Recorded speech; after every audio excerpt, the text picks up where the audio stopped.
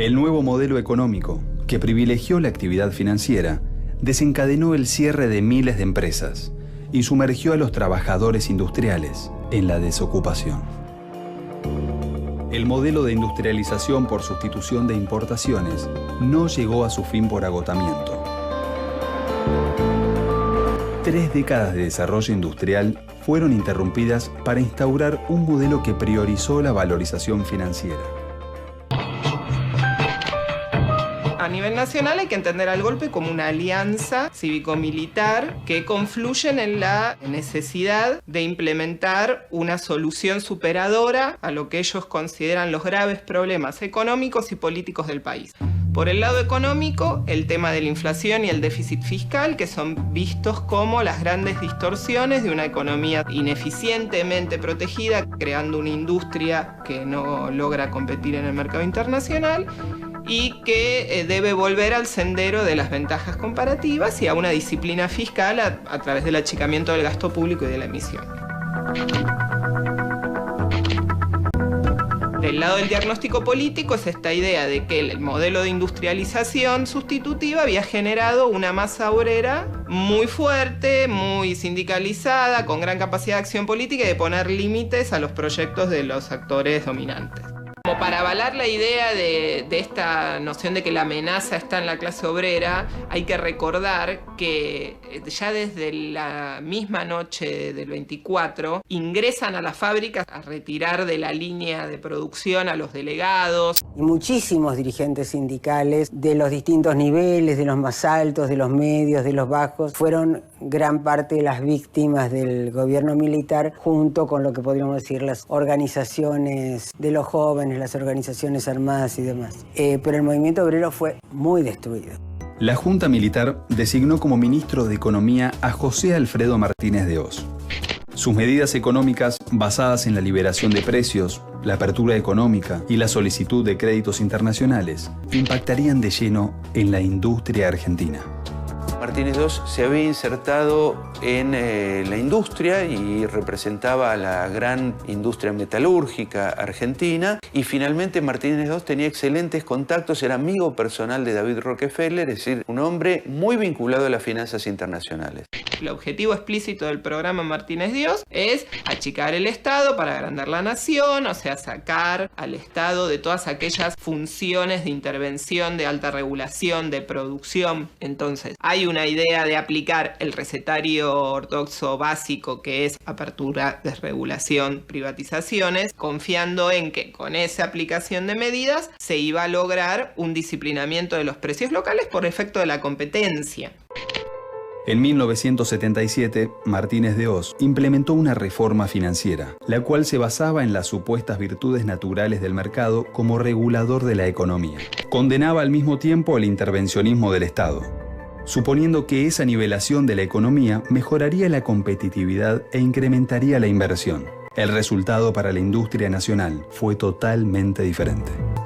Porque la estrategia sustitutiva podía funcionar con alto control del Banco Central, con escaso tamaño, un direccionamiento del crédito hacia la industria y siempre garantizando que las tasas de rentabilidad en el sistema financiero fueran menores que en la actividad productiva. Entonces así vos das un incentivo fuerte hacia la producción. La reforma financiera revierte por completo el funcionamiento de ese mercado. Hemos dado vuelta una hoja del intervencionismo estatizante y agobiante de la actividad económica para dar paso a la liberación de las fuerzas productivas.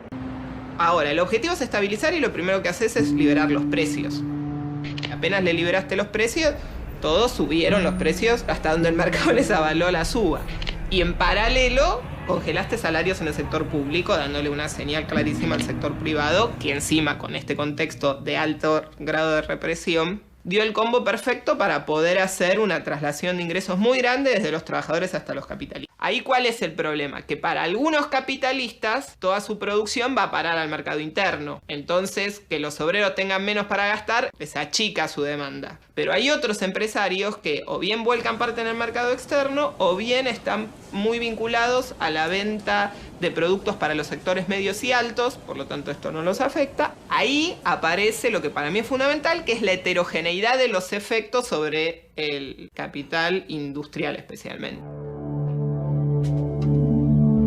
Las políticas represivas aplicadas sobre los trabajadores, en conjunción con la reforma financiera de 1977, interrumpieron violentamente el modelo sustitutivo sobre el que se había estructurado durante décadas anteriores la economía argentina. A esto se le sumaría un profundo endeudamiento externo y una concentración del poder económico en pocas manos que determinarían el trágico destino de la industria nacional. La política económica impulsada por la dictadura militar desencadenó el cierre masivo de fábricas. El nuevo modelo, que priorizaba la inversión financiera en detrimento de la actividad industrial, arruinaba a las pequeñas y medianas empresas y a los sectores productivos más dinámicos dentro de la industria nacional. En un contexto negativo para la industria nacional, las más beneficiadas fueron las grandes empresas que supieron sacar provecho del modelo financiero.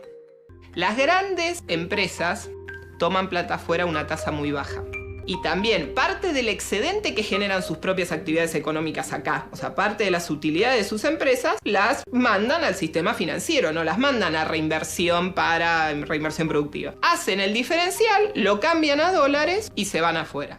Esta dinámica financiera de fuga de capitales funcionó hasta mediados de 1981, cuando en el marco de la crisis se decidió devaluar la moneda nacional. La solución final, llevada a cabo en 1982 por el presidente del Banco Central, Juan Domingo Cavallo, consistió en la estatización de la deuda externa privada.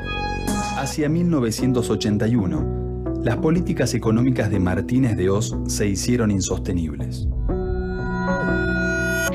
La situación económica y social del país empeoraba mes a mes. Y nuestra industria nacional había colapsado. Entonces lo que vamos a percibir a lo largo de los 5 años de Martínez de Hoz es que sucesivos sectores empresarios se van decepcionando de la política de Martínez de Hoz. Primero, los que ven que su espacio en la economía está mucho más reducido son los pymes. 20.000 fábricas quebraron durante la dictadura.